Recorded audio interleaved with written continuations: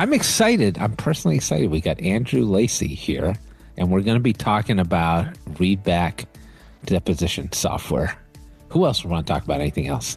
Andrew, do you mind giving me a little bit of a rundown on you and your practice and what you do?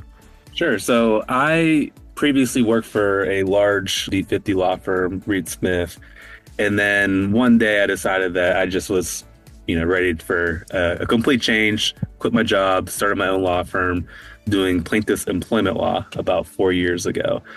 So we've been doing that ever since. And a big part of my practice is taking depositions. We probably take 4 times the amount of depositions as the defendant in all my cases, maybe 5. Wow. That's crazy. Yeah, there's a lot of deposition practice. 4 times as many. That seems like a lot. Like, how many depositions do you take on average, like, I don't know, on a monthly basis? It seems like you're in there quite a bit. Depends on the year. Last year, I took 50 depositions over the course of the year. So I was taking 4 to 6 a month. This year is more like 2 to 3 based on where my cases are at. But, sometimes I do 10 depositions in a month. I'm personally impressed. You take more depositions than I think I've done dishes. Very nice. All right. So you're a Readback user, obviously. That's why we're chatting. Let's talk about like your process before Readback. Like how did you manage depositions before you were using the software? And then we'll talk about how it compares. Yeah, I mean, it's tough for me to say because when I was at the big firm, that was all sort of handled for me. And then I life. yeah, I didn't have to do anything. And then when I got on my own, I started using Readback really early. So did you do any depositions without it in your new practice, or were you just like, this is like great, 3. I got to adopt this? Okay. 3 or 4. That's about it. So it only took you 3 or 4 depositions, and you were like, I got to be doing something else. This is too much. So your previous experience using depositions, like I'm assuming you're using like a traditional stenographer. Yeah. Going someplace. And so do you have a view of how Readback would compare to that? Because although you weren't setting this up in your practice, like you started adopting Readback pretty quick, you had experience doing traditional depositions in the original firm. Yeah. So how do you compare the two? Like, what is it like from one to the other? I mean, I like Readback better. If I'm just going to be completely honest about it, some of the stuff is going to be similar. A stenographer is going to be able to capture words and put them on a piece of paper. Readback is going to be able to capture words, put them on a piece of paper. But at the same time, like what I like about Readback is really number one, the availability, the customer service. I've never had trouble getting a deposition scheduled, even on last minute notice.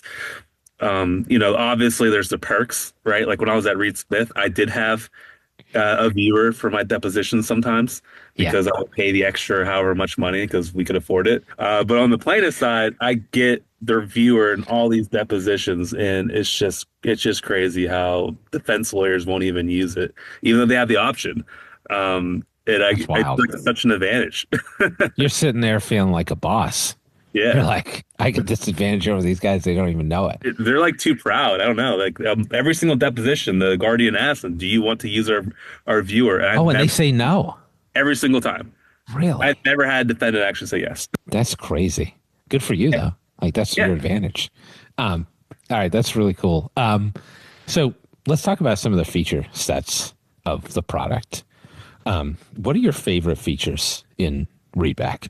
The viewer. I mean, if you... And when you say the viewer, that's like what you're looking at on your screen. Because we're not talking about pieces of paper during the live deposition. Yeah, it's a near-time deposition transcript. What other features do you like about the system? Like you talked a little bit, and it could be people too. Like you talked about a guardian. The people I work with, the guardians, are awesome. They're really, really good. I think that may actually be my favorite thing about Readback is the people I get to work with. You get a deposition transcript same day. I've definitely used that because I'll schedule depositions back to back, and then I'll get the transcript the same day, and then I'll then use it. Defense counsel, they probably are being too lazy and they won't actually read it, but I will. Or I'll use AI to help me out. So I have an advantage there. They can't prep their witness in time. I've done that to them before. You're certified the next day, which is awesome. If you have a motion due, summary judgment due, you get your certified, so you don't got to worry about that. So speed is like a significant advantage over traditional It is. It services. is. I mean, but the biggest advantage is the recording, in my view. So you get the recording for free, which is awesome. So you don't have to hire a videographer. So if I'm at trial, I will use the recording like I would use video and designate the deposition transcripts. Oh, that's clever. Yeah, and I like it better sometimes because, for example, you get a video dep. You don't know what this person looks like at all, and then they come in here looking like, I don't know, Taylor Swift. Wait, does that actually happen to you? Yeah, it has happened. And then you get this video, and she sounds terrible, like her voice is terrible, but she looks great, right? Or it just That's happens. funny. George Clooney or whoever, right? So it's a 50-50 shot whether this person's going to look good on video or not. A Yeah, lot of people assume that getting video is better, but I don't know if I agree. that's really interesting. Yeah, I mean, it sounds like not only are you using the software effectively, but you're doing really clever things around it, including using other technology to make it hum even more for you, Yeah. which is fantastic. Let's talk a little bit about the expense on this. You talked to me about you worked at the big firm before, and you were like, "Hey guys, I'm buying something." And they're like, "Go for it." Yeah. But as somebody who owns your own firm now, you're probably a little bit more cost conscious. So, like, does a service like this save you money over a traditional deposition Yeah. service? It's just cheaper. And I probably yeah, save about $200, $300 per deposition sometimes. per deposition. And you Yeah. said you did like 50 a year. So, if my math is correct, that's a total cost savings of like $15,000 Oh yeah. ish Yeah. on an annual basis. Easy. Yeah. That's great. I love Readback. And they're not paying me to say this. You're saving time and effort using Readback, clearly. Do you have a sense of how much time you save from using their technology versus a traditional deposition tool?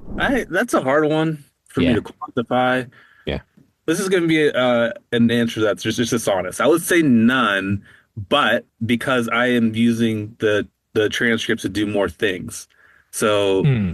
if I was using another deposition company, I probably just wouldn't be doing some of the things I do, if that makes sense. So, in terms of like the final product, like that official transcript that comes out, how does that compare to a traditional stenographer's version? I think it's data proven to be more accurate. I see very few erratas come out because they had nothing to change. And if they want to change stuff, I have the recording. Right, right, So, right, right. all right, you want to change your complete testimony? I have it right here. I'll get a little snippet of it. I'll send it to the judge and we'll do it that way if you want to change your testimony after the fact or an errata. Why would anyone use traditional deposition services when there are alternatives out there? Like, would you ever go back? I I don't know. I would not. Yeah, Yeah. yeah. The only thing I guess is, yeah, I don't know. Yeah, probably no, I wouldn't go back. Like, do you feel like a more confident attorney when you have this software available to you? It's a great tool. I think it's made me better in depositions. I already thought I was really good at it. I think this is a skill that I'm pretty good at. I'm not going to say I'm not. I am better with readback and using a viewer. It's just a fact. I've got more eyewitnesses. I've not missed things. I close a loop on all questions, all lines of questions. The witnesses can't wiggle their way out. I can get an exact quote. Getting that quote for impeachment, there will probably be 5 or 6 opportunities in the whole entire case where you could get that exact quote, lock the witness in, and that could be a turning point in trial. Because then you can, if they try to get out of it, you have the impeachment right there. In the past, those opportunities will come and go, and you wouldn't really know that you let it go because you didn't see exactly what they said in your time. No, that's a great example. Anything else you want to say about the tool and how you use it for depositions? I think you've given some really great specific examples. And if not, that's okay too. I appreciate you taking time to talk with me. Yeah, I mean, look, I think the people over there at the company are really good. They care. I've just seen a tremendous effort from everyone to accommodate attorneys, to realize attorneys are very busy people, to make your life as easy as possible when it comes to booking depositions. My staff loves working with them. I've recommended them to fellow employment attorneys who take a lot of depositions myself. Again, I have received no financial benefit from doing so, and then maybe I'm just noted. Do you want a fruit basket or something? Is that what we're angling at here? Yeah, well, I'll give you a fruit basket, but yeah. So I have people who started using Readback after my recommendation who really like it, and I guess maybe I'll note this for the people who think live depositions are better. I definitely disagree with that for a lot of different reasons. But even tell me why. I'm interested now. Yeah, so I just think witnesses tend to be more relaxed when they're in their home. Sometimes defense counsel will bring the witness to their office, and then you can have a fight over whether everyone should be at home doing a Zoom dep or whatever. I just let them do it because I think it looks crazy to do that. I think it's kind of like a confidence killer to the witness that they have to get dragged into the office while this guy. You want them more relaxed, right? Yeah, I'm on a screen and I'm wearing a sweater, and their attorney's all buttoned up in a suit, But the other option too, you can do an in-person deposition with Readback if you want. Yeah, it's not you don't have to do Zoom. You can do an in-person deposition and still use the technology in that time.